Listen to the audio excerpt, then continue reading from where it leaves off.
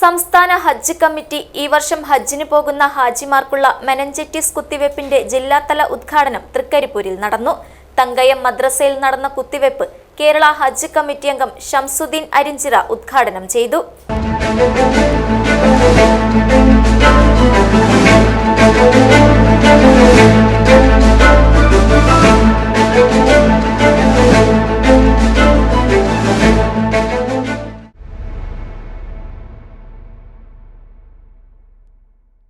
തൃക്കരിപ്പൂർ, പടന്ന, വലിയപറമ്പ്, പിലിക്കോട്, കയ്യൂർ, ചീമേനി, ചെറുവത്തൂർ തുടങ്ങിയ പഞ്ചായത്ത് പരിധിയിലെ 200-ൽ പരം പേരാണ് മെനഞ്ചൈറ്റിസ് കുത്തിവയ്പ്പിന് തങ്കയത്തിലെത്തിയത്.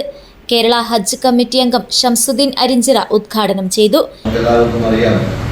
കേരളത്തിലെ 27,718 പേരാണ് ഈ വർഷത്തെ ഹജ്ജിന് വേണ്ടി സംസ്ഥാന ഗവൺമെന്റ് മുഖാന്തരം അപേക്ഷിച്ചതെങ്കിൽ അതിൽ 13,158 പേർക്കാണ് സംസ്ഥാന ഹജ്ജ് കമ്മിറ്റി മുഖേന നമുക്ക് ഇത്തവണ സെലക്ഷൻ ലഭിച്ചത്.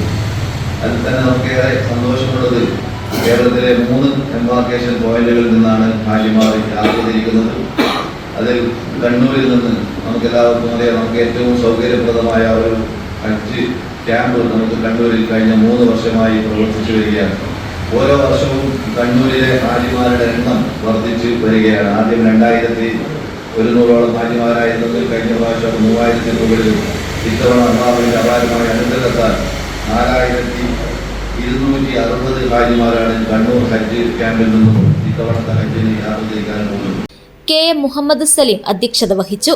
ഈ വർഷം സർവീസിൽ നിന്നും വിരമിക്കുന്ന കാസർഗോഡ് ജില്ലാ മെഡിക്കൽ ഓഫീസർ ഡോക്ടർ AV രാംദാസിനെ കേരള ഹജ്ജ് കമ്മിറ്റി അംഗം PP മുഹമ്മദ് റാഫി ചടങ്ങിൽ ആദരിച്ചു.